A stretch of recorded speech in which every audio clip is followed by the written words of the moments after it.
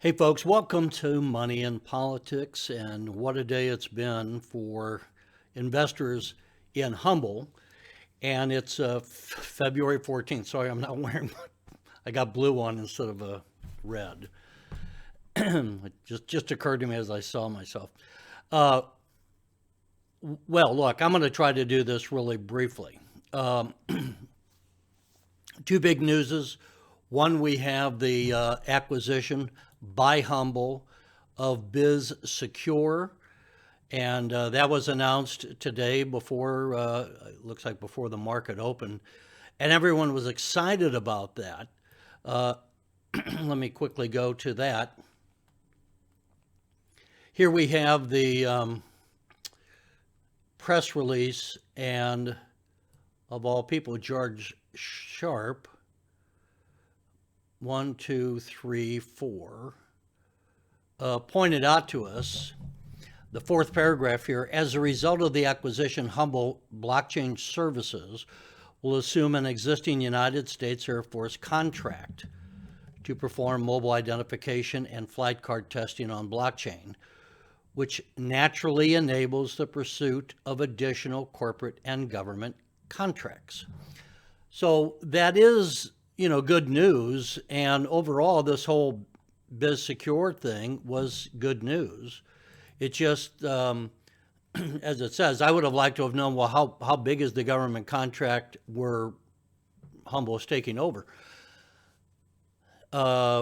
Which it didn't say. What the press release did say, however, and I don't want to make too much of it, but this could be big, is that one of the people involved in this that would be coming over is a fellow by the name of Ian Calderon, the Director of Government Affairs.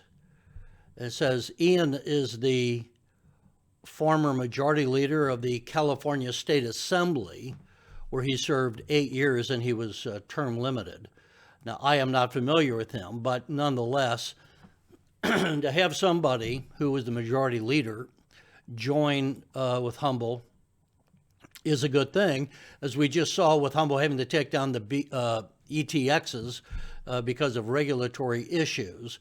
It is good to have someone who knows how to work the government and understand the mindset of those in office and can talk to them and politically block for Humble. That's key. So there is good news here with this acquisition. Not only, like I said, I'd like to know how much money Humble would be making, how much revenue would be coming in from the contract that they have that they're going to be assuming. But also, once you're in the government system as a vendor, then you're in the system. And, you're not on the outside looking in, you're on the inside. So that helps. And obviously, there is money in the government. So as I said recently, when we are talking about Humble, and some people were belly aching, as I understand with all the angst of the share price, and I'm going to get to the other news here in a second. But there's so much money that Humble can make going forward from different sources, not just the sources that we knew about, but this is another example. When I was married to a woman who was a financial analyst for one of the big defense contractors. And so they had no clients aside from the federal government. They had no clients except for the Pentagon. And they did billions of dollars in revenues. And, we're publicly traded, billions of dollars. So there's nothing to say that Humble couldn't have, let's just say, a substantial income if they focused on that. And that's where the 2 points are. They got a government contract that they're assuming, and Mr. Calderon may or may not be helpful in that area, as well as some of the other people. But look, there's no shortage of people who are lobbyists, folks that you can hire, and Calderon is from California, which I'm sure he's going to know a lot of people in California, in the California delegation, I should say, in Congress. He's probably very familiar with Dianne Feinstein. Padilla is the other California senator. He's a newbie, so he doesn't have much influence at this point.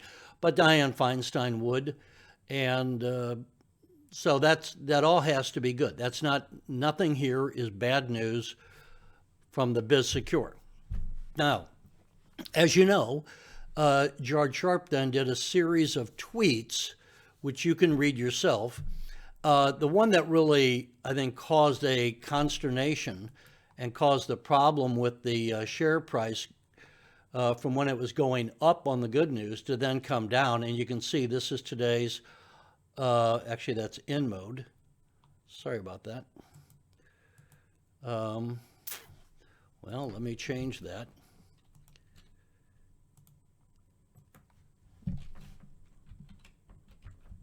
Oh, I know what it was. I had brought it up, but okay. So here we go. So here's the chart for today. And a lot of volume, huge amount of volume, 37 million shares traded, huge.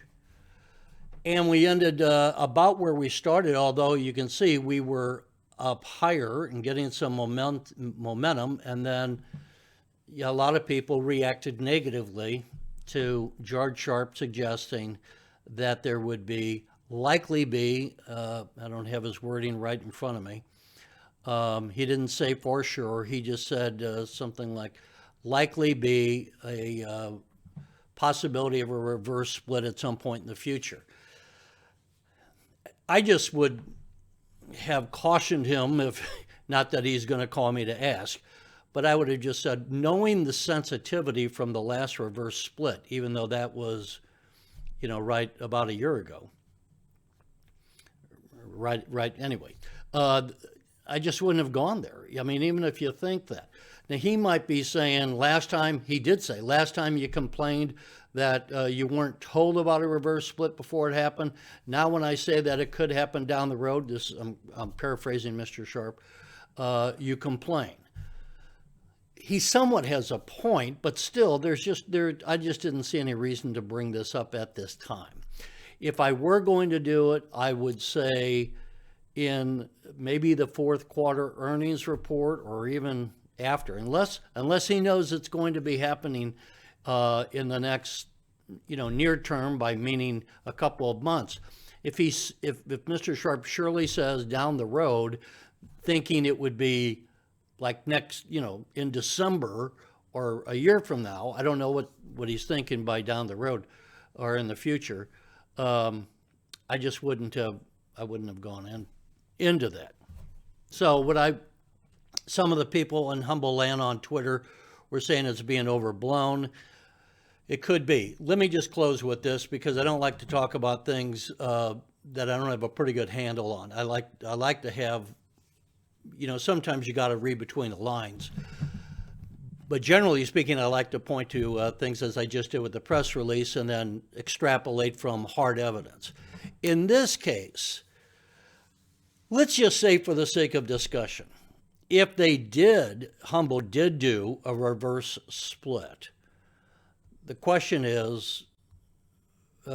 would be, again, what about the B shareholders? And I don't know what legal limitations there would be that allows or protects the B shareholders from having splits done.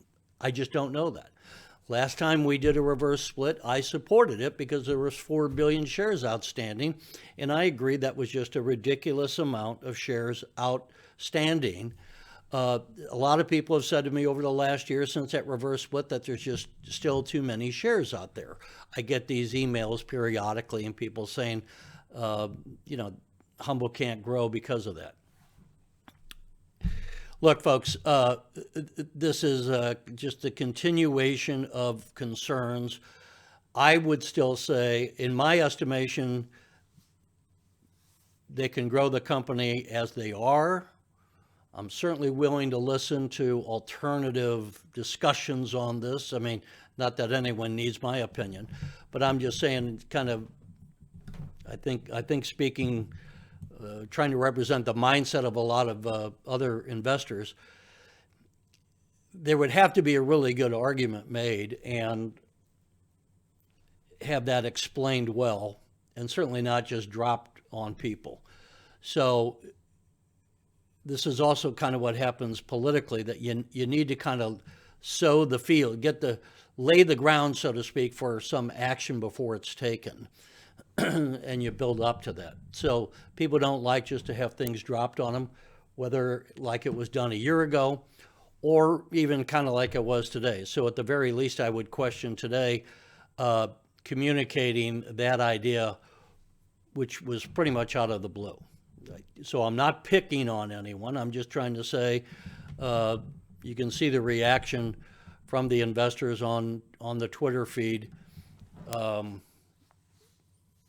going forward. I might like to listen to what some of the people are saying in the Twitter spaces perhaps tonight. As I record this, it's about 4:30 Central Time, but not so much because I want to share my thoughts as I'm sharing them right now. If there was a reverse split in the future, and if that therefore got you immediately, and by immediately I mean let's say within a matter of weeks or 2 months, if that was going to quickly get you up on NASDAQ, where you could get a lot more invested in dollars, then people might go for that. But it just has to be handled right. It has to be explained. And at this point, I would think, because everyone's talking about it, and we're forced to talk about it, that Brian would do well to address this issue in some form or fashion when he does the Q4 earnings report. People have asked me, when's that going to be? I don't know. I'm anticipating it would be sometime before the end of the month. If not then, shortly after the end of the month, but I would think it'd be before the 28th. And again, folks, I am not connected to the company. They don't call me. They don't give me a heads up, and I'm not asking them to call me. I just want to be clear on the relationship here. I'm covering Humbl, and I cover other things the same way I cover congressmen and senators. I look at their press releases. I look at what we know. I look at whatever factual data is, and I try to put it together in a comprehensive form, and that's it. So we've had good news and some, for a lot of people, upsetting news. Maybe we ought to just think about this for a while. But certainly my thing on Biz Secure is that aside from the merits of the actual deal that Humbl did today, I would say this is one more solid example of how this company can grow and grow rapidly. And I've used this example in the past, not recently, that when I invested in Cisco and it grew so quickly, one of the reasons it was growing quickly, because not all of its its revenues was organic. They were going out and buying businesses. And Cisco was just buying businesses left and right. I am reminded as I say that Brian said at the Nashville meeting, I think he said this on camera when he was doing the earnings report, that would have been for the third quarter. When we were at Vanderbilt University, he had said, I think at that time, that he didn't want to grow just have all the revenue grow organically, meaning he wanted to be able to grow the business quickly by bringing in other companies, as he's done with BizSecure, as he did earlier with Tickery, as he did earlier with the Hollywood studios with Doug and his crew, Monster, and doing their items. So in the broad scheme of things, I think this is a more positive than a negative day as far as the business goes. As far as the emotions of the investors, it's probably ending on a sour note, which what began with a positive note. So that's my take on it, folks. Let me know what you think. And again, you can always write to me here, or you can put your comments on the YouTube video. Do that. Please subscribe, and if you haven't, as I say, comment. And if you want to follow me on Twitter, you can do that at this handle here. Okay? Alrighty, folks. I appreciate you. Hit the wrong button. Appreciate your thoughts. Take care, and we'll be talking to you soon.